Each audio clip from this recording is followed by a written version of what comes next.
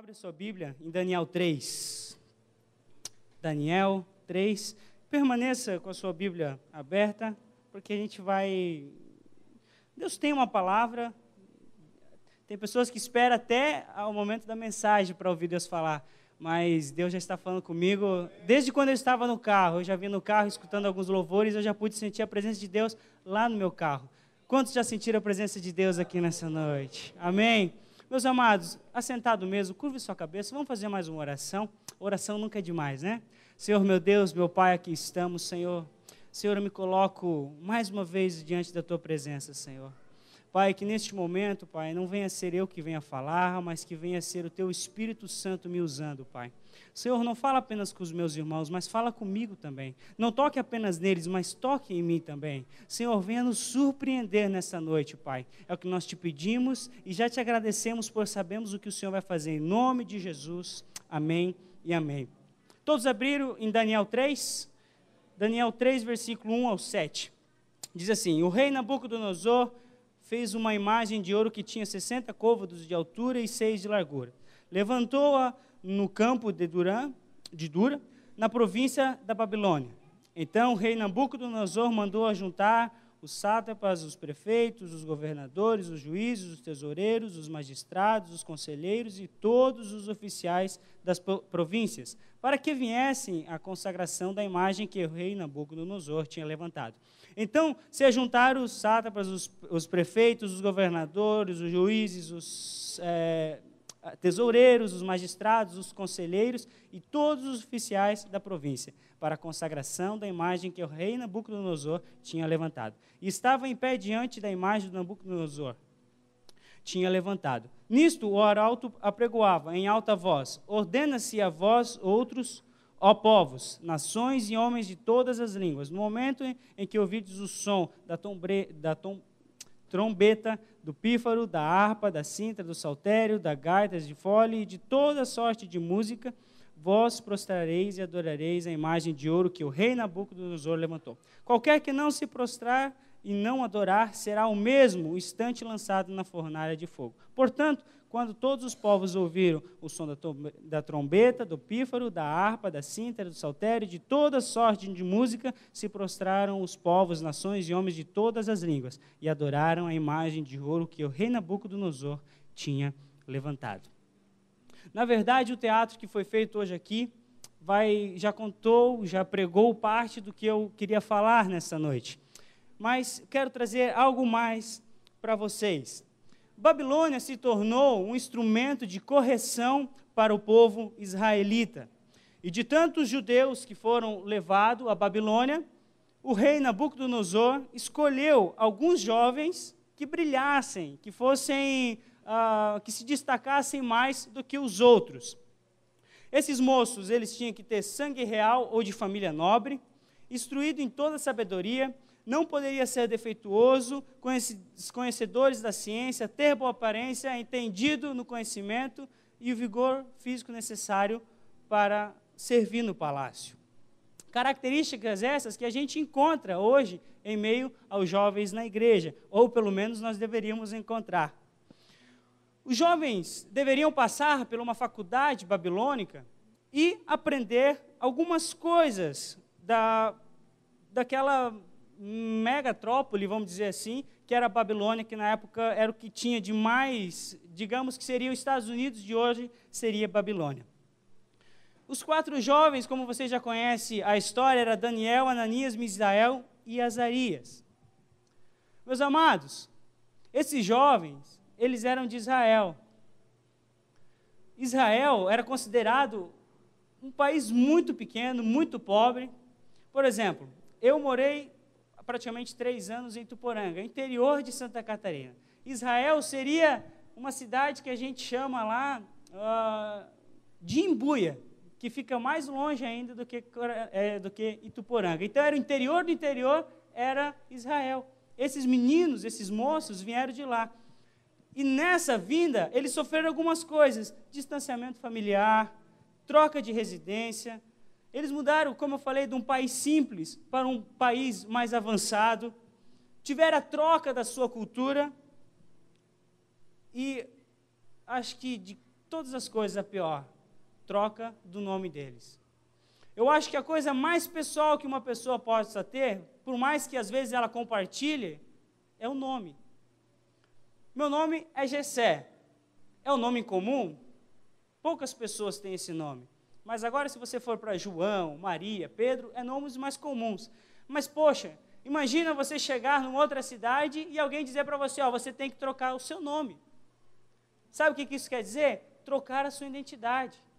Quando os pais colocam o nome numa criança, eles têm uma intenção. O meu nome é Gessé por causa do significado do meu nome. Gessé significa dádiva de Deus, ou presente de Deus. Por que foi colocado esse nome em mim? Depois de 5 abortos, a minha mãe não podia ter mais filhos, e Deus presenteou meu pai e minha mãe comigo. Então eles colocaram, esse é um presente de Deus, o nome dele vai ser Gessé, dádiva de Deus. Então os pais, eles têm as melhores das intenções quando colocam o nome no filho. E quando eles chegaram lá, o nome deles foram trocados. E bem rapidinho, eu quero falar o que significava o nome deles. Daniel, Jeová é o meu juiz. Disso, eles mudaram para Beltesazar, que significa invocação abreviada ao deus Bel ou Baal, principal deus da Babilônia. Ananias, Jeová me trata com graça e amor, foi mudado para Sadraque, ordem de Acu, ou seja, homenagem ao deus Lua. Misael, quem é como Jeová é? Ele foi trocado para Mesaque, quem é como Acu é? Ou seja, quem é como Deus Lua é?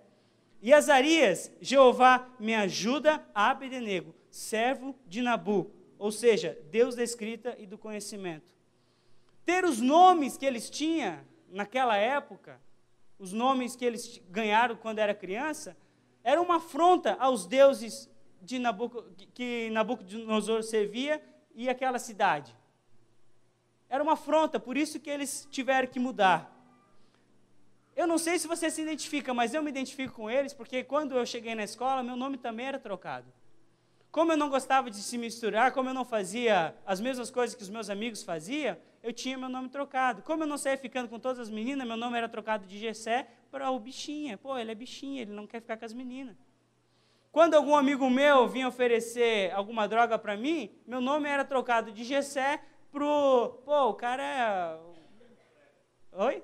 É o prego, é o cara... Poxa, a gente é descolado, você tem que ser descolado, você tem que ser como a gente. E hoje, os nossos nomes também são trocados por nomes pejorativos. Antigamente tinha uns nomes, crente da não sei o que lá quente, algumas coisas assim. Não sei se vocês lembram, mas eu fui chamado muito assim. Hoje isso se chama bullying, então já está diminuindo bastante. Mas as pessoas trocam os nossos nomes também. Depois os jovens são promovidos, Daniel se torna governador da província da Babilônia e os demais são promovidos a cargos administrativos.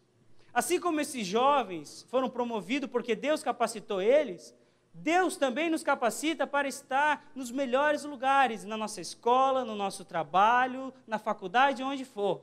Só porque nós somos crentes não quer dizer que a gente tem que ser uma ameba gospel. Tem muita ameba gospel, né? Eu não faço isso, eu não quero aquilo, eu não posso me envolver. Meu amado, se Deus te colocou na escola, é para você ser um referencial naquele lugar. Talvez eles não querem o Deus que você quer, mas eles querem ser tão feliz quanto você é. Então pare de ser uma ameba. Sabe o que é uma ameba? Uma pessoa que não se mistura. Então, só porque eles estavam lá, só porque eles eram israelitas, eles não eram uma ameba gospel. Daqui a pouco Nabucodonosor tem essa loucura de construir essa estátua de 32 metros de altura por 3 de largura. A intenção de Nabucodonosor era unir os dois reinos, o reino político com o reino religioso. Para aqueles jovens, se prostrar perante aquela estátua era como se fosse um batismo. Assim como nós temos o nosso batismo, quantos aqui já são batizados? Todos que vocês são batizados, o que significa? Vocês morreram para o mundo e... Vocês declararam na frente de todo mundo que vocês morreram para o mundo, que vocês agora são uma nova criatura. Quando as pessoas se prostrassem, se aquele jovem se prostrasse perante a imagem de Baal, ele estava dizendo, ei, o meu Deus, o Jeová Jiré, ele ficou para trás, eu tenho um novo Deus agora, o Deus Nabucodonosor. Era isso que significa. Uma vez prostrado perante aquela estátua, não tinha mais volta. Eles tinham um novo Deus.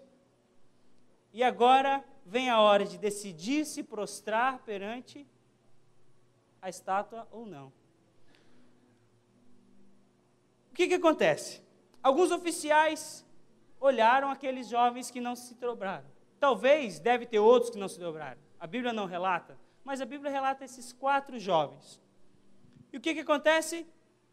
Eles chamam esses 4 jovens. Vamos ler junto comigo? Lá em Daniel, versículo 13. Daniel 3, versículo 13. Diz assim, ó: Então Nabucodonosor, irado e furioso, mandou chamar Sadraque, Mesaque e Abednego, e trouxeram a este homem perante o rei. Falou Nabucodonosor, ele disse: É verdade, ó Sadraque, Mesaque e Abednego, que vós não servis aos meus deuses, nem adorais a minha imagem de ouro que levantei? Agora, pois, estáis exposto, e quando ouvirdes o som da trombeta, do pífaro, da cítara, da harpa, do saltério, da gaita de fora, prostrai-vos e adorai-vos a imagem que fiz. Porém, se não adorar, sereis no mesmo instante lançado na fornalha de fogo ardente. E quem, olha só isso aqui, e quem é o Deus que vos poderá livrar das minhas mãos? Olha só a loucura que esse cara falou. Quem é Deus que poderá livrá-los das minhas mãos? E a resposta Daniel já dá ali. Está em Daniel, ele já dá ali. Sadraque, Mesaque e Abednego, ó rei, Nabucodonosor.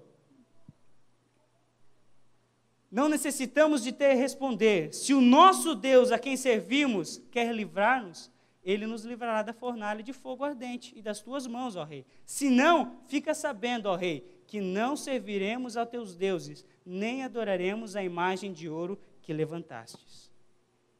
Não se dobraram perante a estátua que foi posta em sua frente. E aqui eu quero entrar na mensagem dizendo: a qual ídolo você está prestes a se dobrar, ou já se dobrou? Ou está se dobrando? Ídolos que eu estou falando aqui são coisas boas que foram usadas ou transformadas em algo supremo, tornando o lugar de Deus. É qualquer coisa que seja mais importante que Deus para você, qualquer coisa que absorva o seu coração e imaginação mais do que a Deus, qualquer coisa que só Deus pode dar é o seu ídolo. E eu vou citar alguns aqui. E eu vou intitular eles de ídolos modernos, deuses modernos.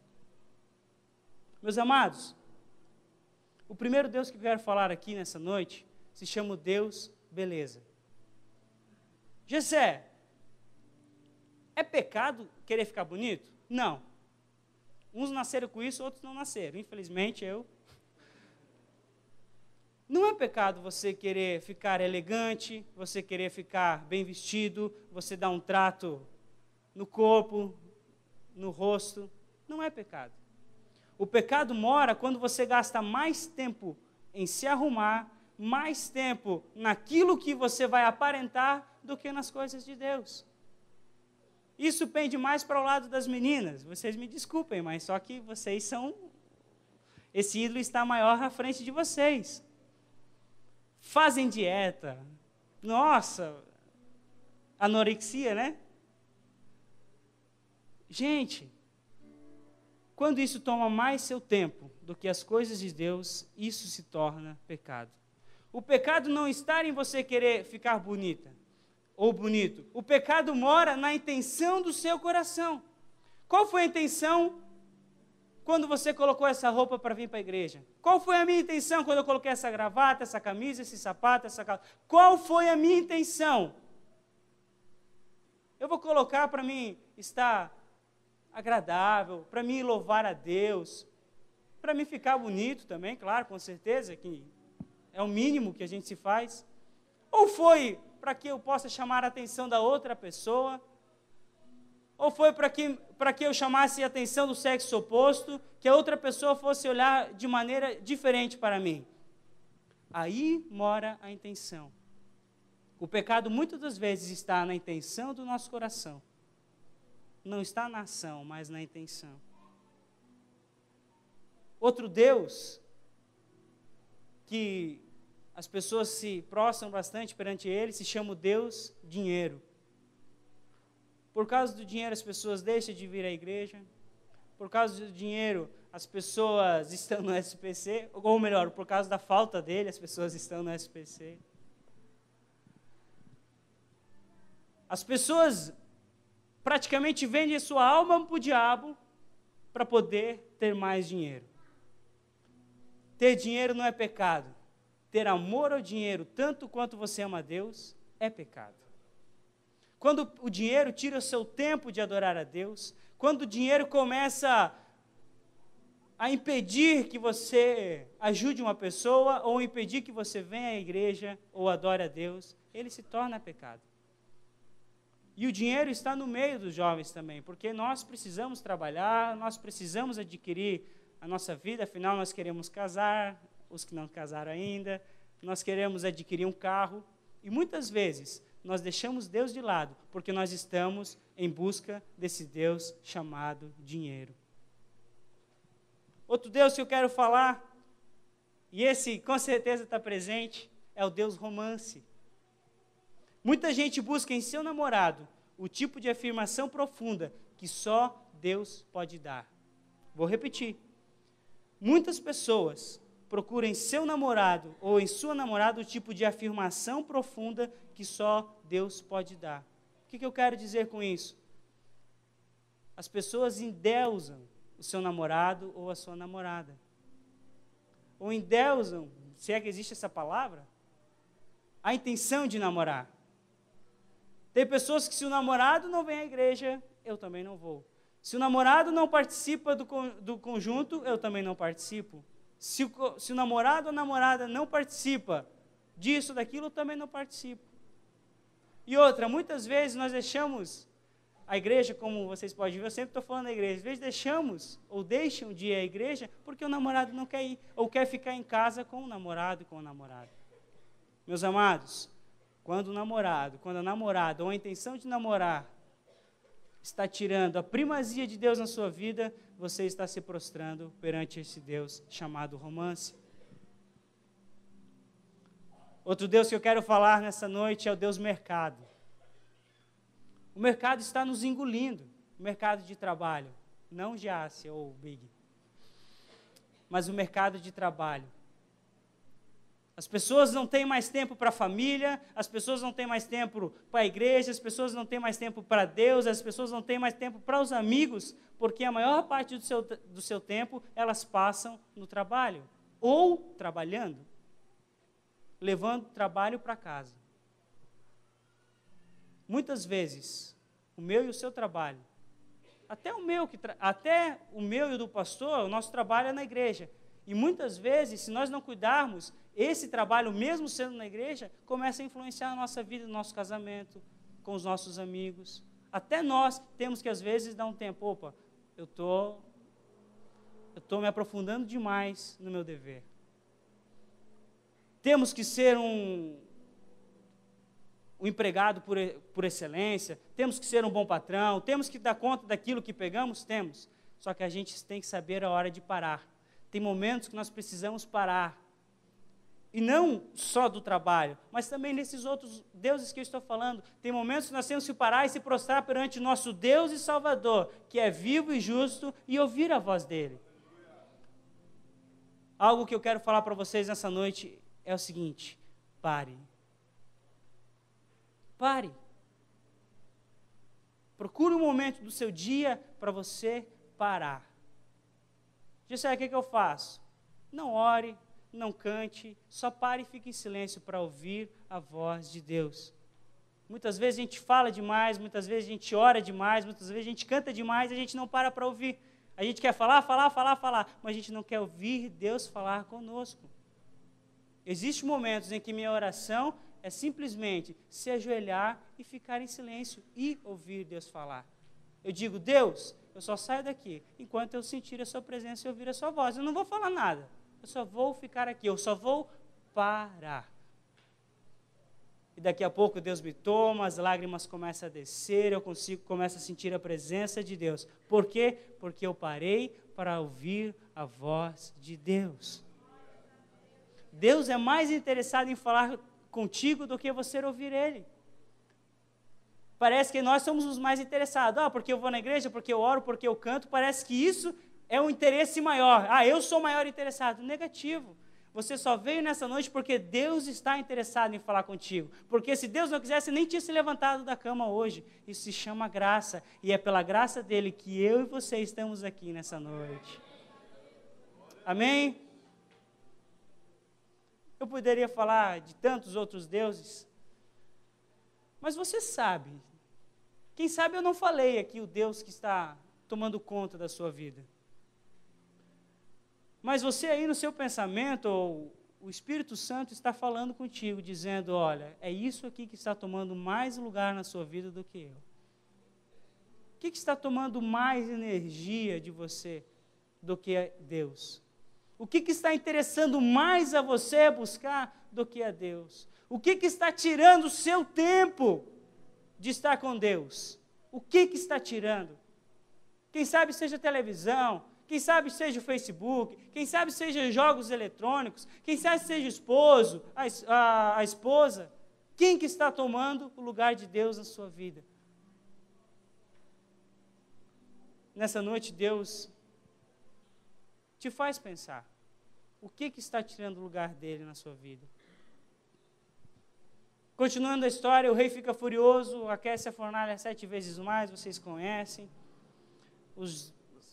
As pessoas que foram jogar os jovens na fornalha, estava tão quente que eles morreram. E o rei fica perturbado. O que aconteceu com eles? E foi ver. Em Daniel 3:24 diz assim, falou Nabucodonosor disso, estou lendo o 24. Então o rei Nabucodonosor se espantou e se levantou depressa e disse aos seus conselheiros, não laçamos nós 3 homens atados dentro do fogo? Responderam ao rei, é verdade, ó rei.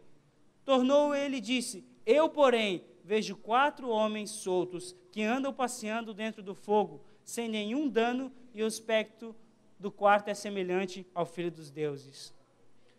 Quando nós não se prostramos perante esses deuses, sabe o que acontece? As pessoas nos jogam na fornalha de falta de amigos, do preconceito, da rejeição familiar, incompreensão das outras pessoas, a fornalha do desemprego e, quem sabe, a fornalha da solteirice, o que muitos não querem. Quando nós recusamos a se prostrar perante esses deuses, que não valem nada, que tudo isso vai ficar aqui, dinheiro vai ficar, namorada, esposo, tomara que não, né? Mas dinheiro, emprego, isso tudo vai ficar aqui, meus amados.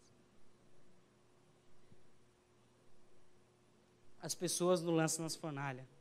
Este é o preço por não se prostrar. Sabe? Porque Deus muitas vezes nos joga na fornalha. Sabe ou não? Porque é dentro da fornalha que Deus faz aquilo que Ele nunca conseguiu fazer fora. Em momento algum aqui da história você vê o 4º homem junto com eles.